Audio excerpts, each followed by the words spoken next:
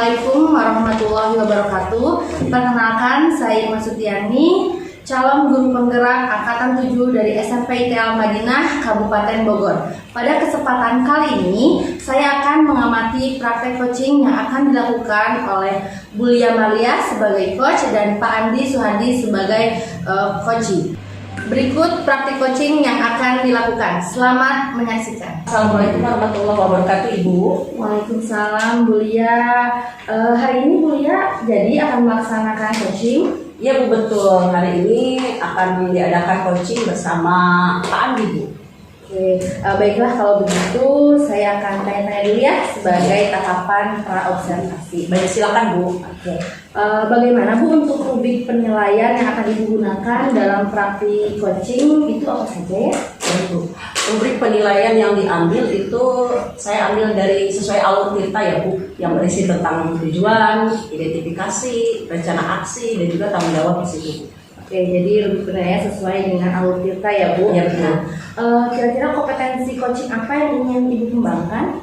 Dalam hal kali ini saya memilih kompetensi coachingnya yaitu pertanyaan berbobot, Bu.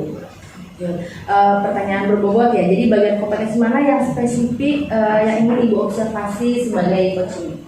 Bagian spesifik yang ingin saya kembangkan sebagai coach yaitu bagian kata kunci, Bu. Jadi dari kata kunci tersebut bisa menggali potensi coaching untuk menggali potensinya mencari solusi permasalahannya. Oke, berarti kompetensi spesifik yang ingin dikembangkan yaitu dari kata kunci ya, Bu? Ya, betul. Oke, apakah indikator ketercapaian tujuan dari coaching kali ini?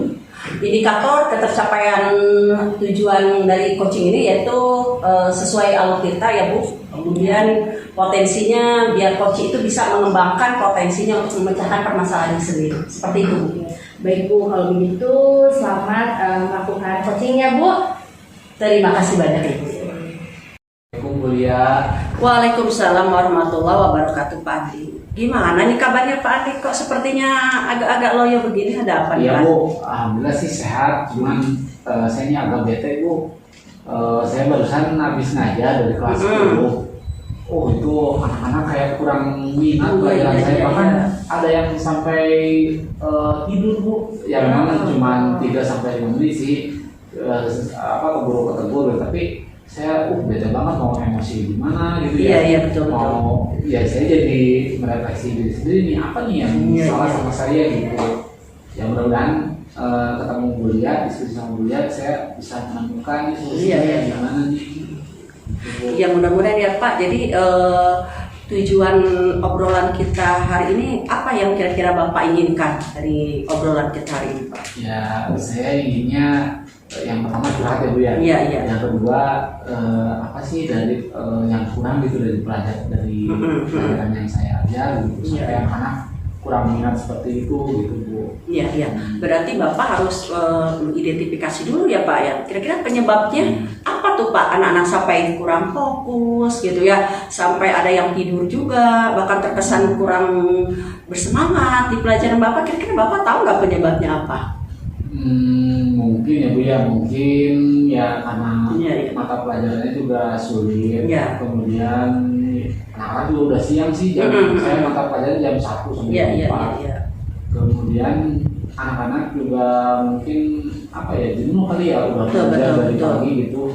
Terus mungkin juga juga saya di kelas ya bawainnya kurang menarik gitu, mungkin bagi anak-anak gitu, Bu. Nah, ada lagi nggak, Pak? Ya mungkin selain itu juga anak-anak yang beragam di kelas gitu ya. Belum tentu semuanya suka sama video gitu ya, belum tentu juga semuanya suka sama teks gitu. Mungkin itu saya kurang perhatiin, Bu, selama ini. Nah, kan Bapak udah mengidentifikasi ya, sudah tahu alasannya seperti apa ya, ataupun penyebabnya anak-anak seperti itu, Bapak sudah mulai tahu ya tadi seperti itu. Nah, sekarang rencana aksi Bapak untuk menangani kasus-kasus anak-anak seperti itu seperti apa, Pak? Bagaimana yang akan Bapak lakukan? Ya alhamdulillah sih kalau memang itu masalahnya ya lagi. Dan mungkin yang bisa saya lakukan untuk memperbaikinya, mungkin saya bikin materi yang lebih menarik. atau juga di kelas mungkin saya harus lebih perhatian sama Betul, siswa gitu ya. Apalagi Pak. Atau juga ya mungkin juga saya harus menerapkan pembelajaran diferensiasi. Karena setiap siswa di kelasnya itu kebutuhannya berbeda-beda ya. Iya betul. Ada yang suka video, ada yang suka mungkin ada Iya, yang suka baca gitu ya. Dan selain itu ya saya harus menyelingi dengan games. Iya betul. Ya biar anak-anak belajar jenuh gitu, apalagi di jam pelajaran siang gitu ya. Ada lagi nggak Pak? Ya mungkin yang bisa saya lakukan itu atau bisa juga saya sekali-kali mengajak anak-anak ini belajarnya jangan di kelas Iya. Ya. Lebih bervariatif gitu ya Pak ya. Iya. Mungkin di lab atau juga mungkin di luar ruangan gitu ya. Iya. Nah, tadi identifikasi masalah, ya kan Pak Andi sudah menemukan solusi ya untuk masalah Pak Andi, betul ya Pak Andi ya. Nah sekarang untuk rencana aksinya Pak Andi tadi, kira-kira Pak Andi membutuhkan dukungan siapa tuh Pak Andi? Yang saya butuhkan dukungan rekan sejawat Bu. Iya. Pertama guru yang mengambil mata pelajaran akuntansi juga, Iya, dan betul. teman saya di jurusan. Terus juga dukungan kepala program, Iya. sama dukungan kepala sekolah tentunya sih Bu. Betul. Iya. Nah berarti dengan percakapan kita hari ini, Pak Andi sudah menemukan solusinya dong ya? Tidak bete lagi dong ya Pak Andi ya? Alhamdulillah sudah lega Bu. Aduh ini makasih banyak. Sama-sama Pak Andi. Sama beliau menarik sekali, jadi saya dapat pencerahan. Alhamdulillah. Ya besok juga saya ada jam lagi di kelas itu, saya Baik. mau langsung terapkan nih. Baik. Semangat ya Pak Andi ya. Alhamdulillah, makasih Bu. Sama-sama. Assalamualaikum Bu. Waalaikumsalam warahmatullahi wabarakatuh Pak Andi. Bagaimana perasaan Ibu setelah melakukan coaching tadi Bu ya? Alhamdulillah Bu Irma, saya dengan senang hati sudah bisa melakukan proses coaching dengan Pak Andi. Oke, alhamdulillah ya Bu, tadi Ya. proses coachingnya berjalan dengan lancar. Apa yang sudah Bu Lia lakukan pada saat melakukan coaching ini sehingga indikator ketercapaian pengembangan ini bisa terwujud? Baik Bu, setelah saya melakukan proses coaching tadi dengan Pak Andi, indikator yang saya dapatkan tadi alhamdulillah sudah terwujud dengan mengikuti alutsista ya Bu, dari mulai tujuan, kemudian identifikasi masalah, rencana aksi dan tanggung jawab dari coaching sudah tertunjuk ya Bu, terlihat gitu dengan aktif.